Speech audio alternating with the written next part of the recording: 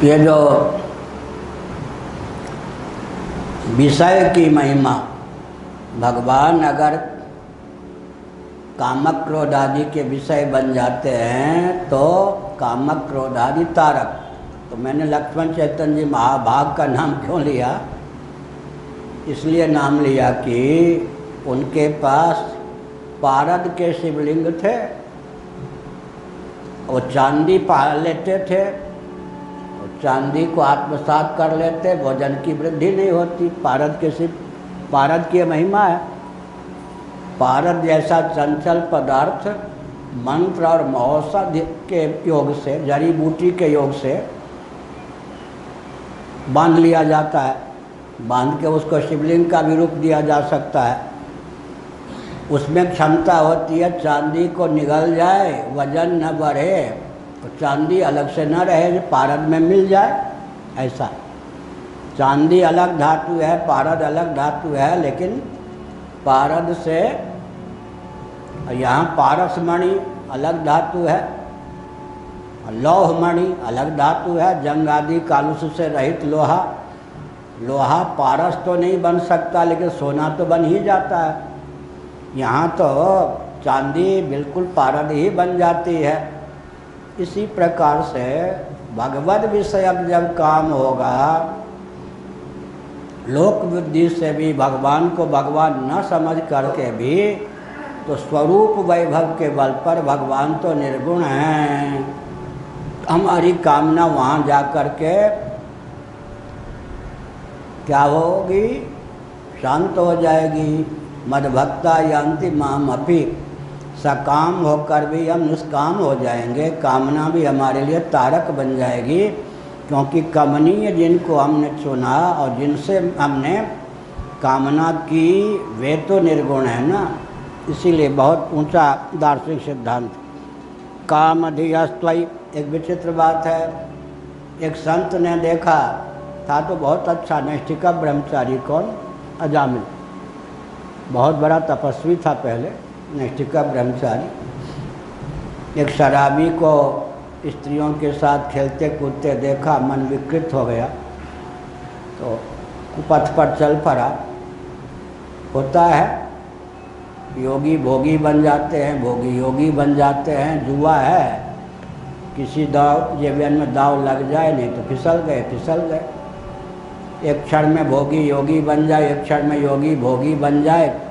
जन्म जन्मांतरों के संस्कार कब कैसे उदय हो जाएं कह नहीं सकते। वाल्मीकि थे तो ब्राह्मण ही, वरुण जी के पुत्र, कुछ और ही हो गए, फिर बाद में ब्रह्मर्षि भी हो गए, त्रिकालदर्शी भी हो गए।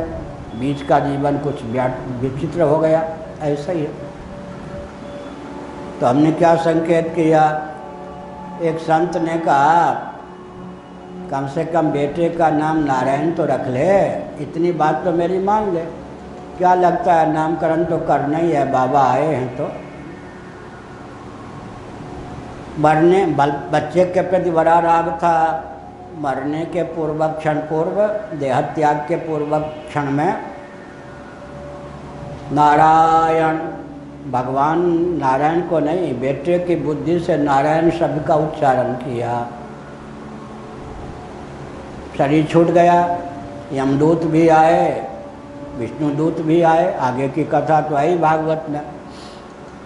लेकिन वहाँ पर कहा गया नामाभास ने भी तार दिया, यमदूतों के चपेट से मुक्त कर दिया। नामाभास क्या? नाम तो नारायण था, लेकिन बुद्धि उसमें नारायण बुद्धि थोड़ी थी। बेटे की बुद्धि से नारायण शब्द का उच्चारण किया। नाम नारायण होने पर भी नामाभास क्यों बन गया?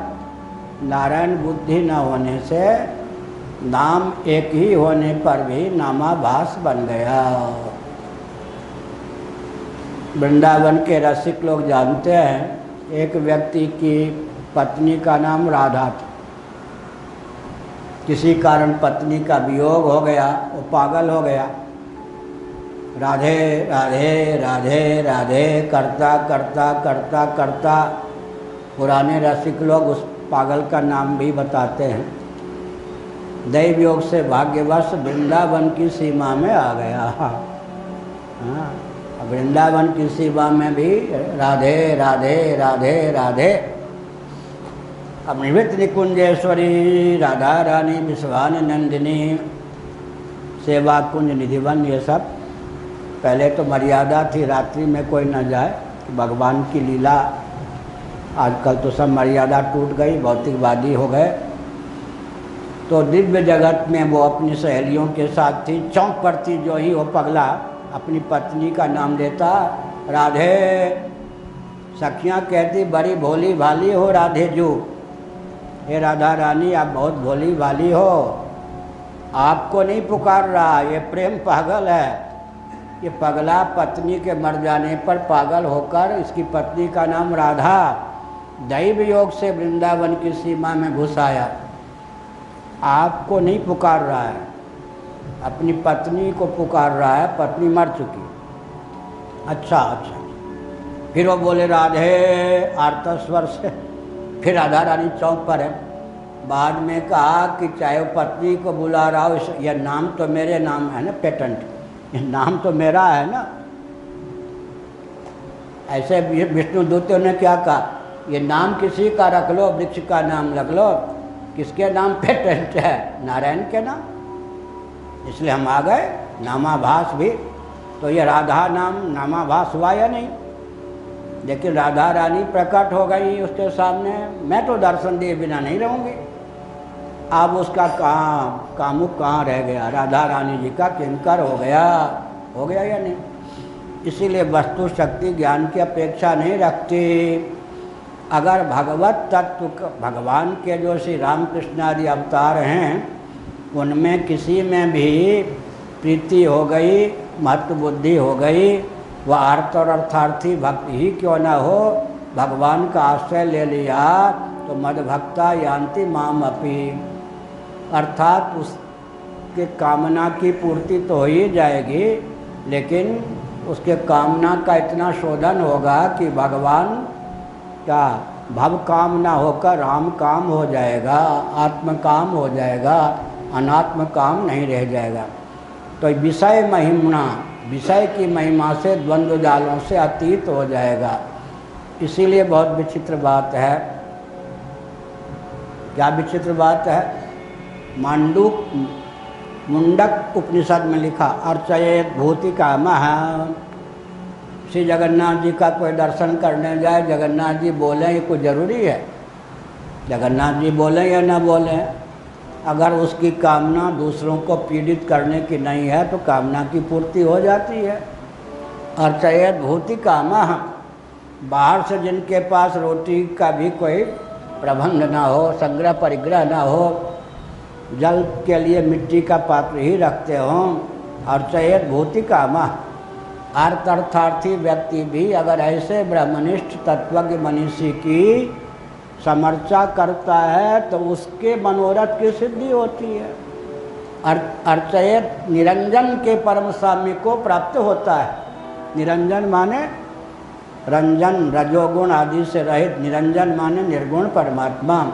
निरंजन के परम साम्य को प्राप्त जो तत्वज्ञ हैं, कदाचित कोई सकाम व्यक्ति है तो कामना की पूर्ति के लिए उनकी सेवा आदि करे तो उसकी कामना की पूर्ति हो जाती है। क्यों होती है?